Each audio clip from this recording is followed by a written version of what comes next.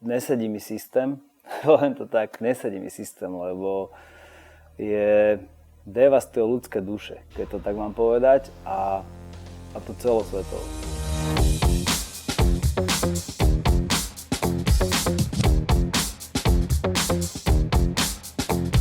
Laci Strike, Stridens Academy represent, Quasit Crew represent, Strike Force One represent, The Legis Clan a Dara Rollins Team. To som ja, 26 rokov tanca. Som verejne známy človek. Neriešim, že či to je dobré alebo či to je zlé, proste tak to je.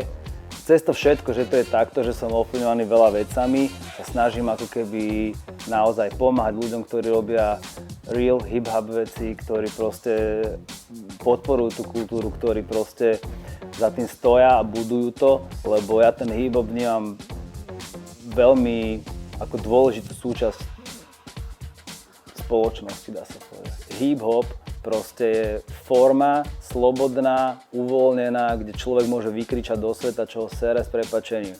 A môže sa posúvať a môže inšpirovať ďalších mladých a je to proste nejaká taká kultúra, ktorá združuje proste mladých ľudí, ktorí sú kreatívni.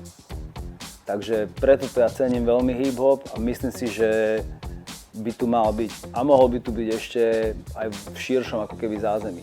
To, čo ma mrzí na Slovensku v rámci hip-hopu, tak je to, že do určitej miery cítim, že tí tanečníci majú tú hip-hopovú informovanosť ako keby oveľa väčšiu ako reperi alebo fanúškovia reperov. Treba ako keby stále sa snažiť byť trendy a nebrať to tak proste, že tí mladí robia niečo zlé, lebo sú ovplyvnení úplne v inej dobe žijú, iní ľudia sú okolo nich a inak to celé vnímajú. Naopak si myslím, že treba byť s nimi spojení a treba ich možno že inšpirovať a jemne upozorniť na niektoré veci alebo poradiť, keď si nehajú poradiť.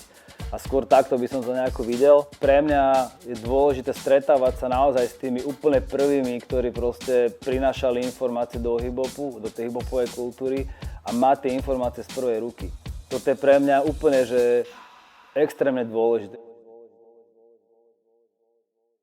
Inšpirujú ma moje deti, inšpiruje ma hudba, inšpiruje ma cieľ, ktorý chcem dosiahnuť, alebo nápad, ktorý dostanem a chcem niečo zrealizovať.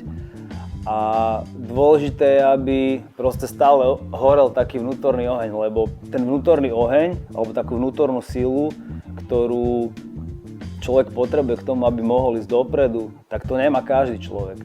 Každý to má ináč.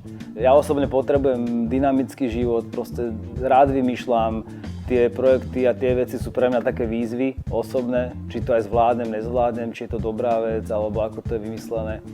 Dáva mi to ako keby do budúcna nejakú víziu a inšpiráciu. Aj kvôli rodine, aj kvôli mne samotnému.